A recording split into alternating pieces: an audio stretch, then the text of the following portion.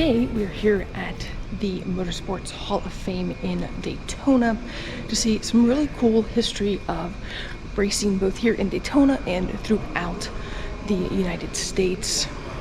It's Motorsports Hall of Fame, so we'll give you a little bit of a tour around, starting off here with this 999 Ford that was Henry Ford's introduction to the Ford company, helped kind of get it off the ground. And I don't know for sure if it raced here from what I'm seeing. Make that bigger if we can. But a really cool exhibit showing you back to how racing started on the beaches here in Daytona Beach. You can see how the course went on this map. Started on the asphalt, or raced on the asphalt, and then out on the beach.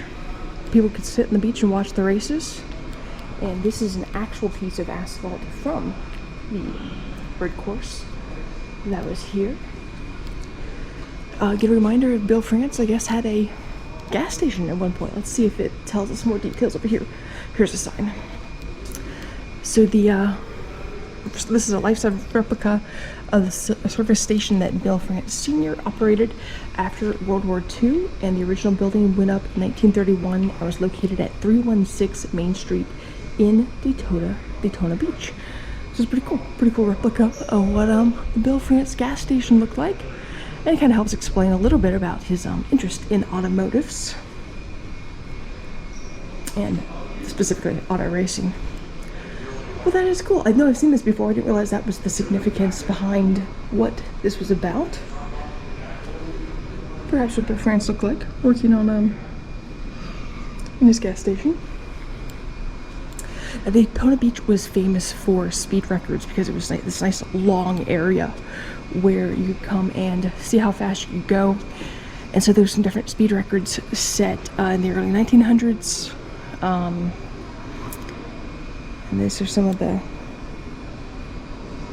awards and things from speed records. Have the checkered flag for the finish of the race. And this is not just NASCAR here at the Motorsports Hall of Fame. And so there's trophies and tribute sections to different types of racing. So we have just sports car, we have open wheel. So we'll try to show you guys what those look like.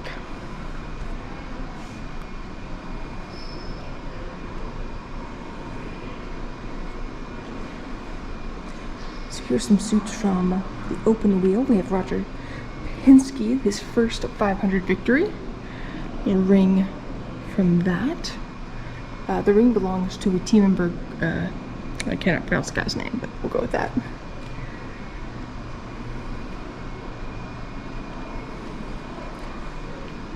There's also Powerboat.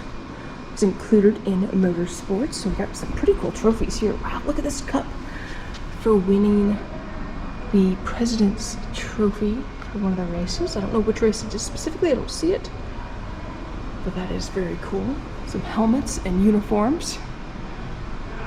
Let's see what these trophies are for here. So this is the Paul Whitman Trophy, or Whiteman Trophy. The winner of the biggest race held each year on the Beach Road course. So I think that was an early, before NASCAR raced at Daytona. This trophy was awarded to Fireball Roberts for winning the 1963 Firecracker 400. He's also the winner of the only race that was held in Titusville, Florida, at what is now the Tyco Airport, which is pretty cool. This was given to its first champion, was a guy named Red Baron. And this is the John Robert Fish Memorial Trophy for the Daytona Modified Sportsman events. Has some fire suits from the early drag racing history. Look at that. Silvery suit is pretty cool. Skull Bandit, you won't see that type of suit anymore. Ooh, a broken wing from Eddie Hill. And there's a sign piston. It's pretty cool, from a funny car. And there's Don Garlits, Big Daddy's class of 1989 helmet.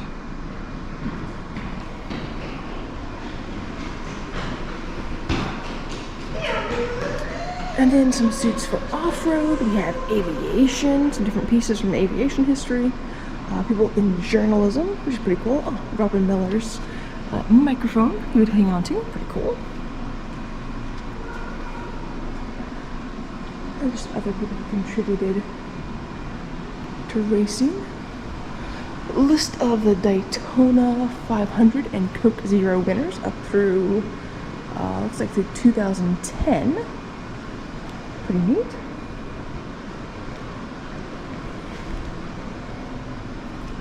More helmets. Oh, we got a Richard Petty helmet, Bill Elliott helmet, one that is signed. Pretty cool. I'm not sure who all the names are on there. Can't read them very well because it might be juniors. I'm not positive who all are on there.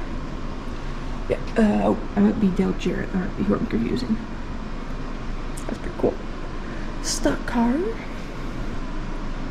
All kinds of cool fire suits. It's amazing the different types of fire suits. They're fun to look at. We're headed over to different stuff about the flat tracks and how those suits will be made.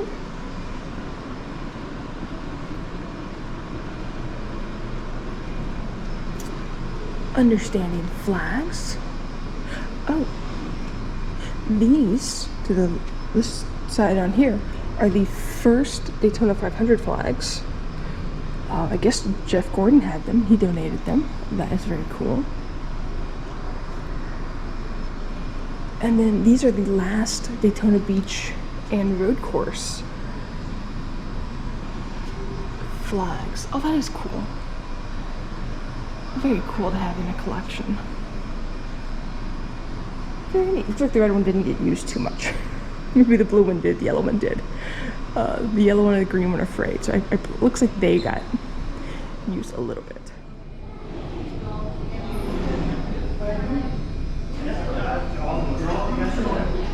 Tribute to those who not only raced cars, but also served in the military. That's pretty cool.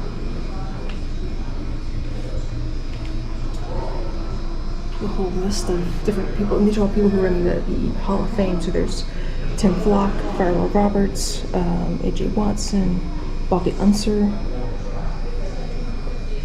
That's pretty cool. It's a new exhibit.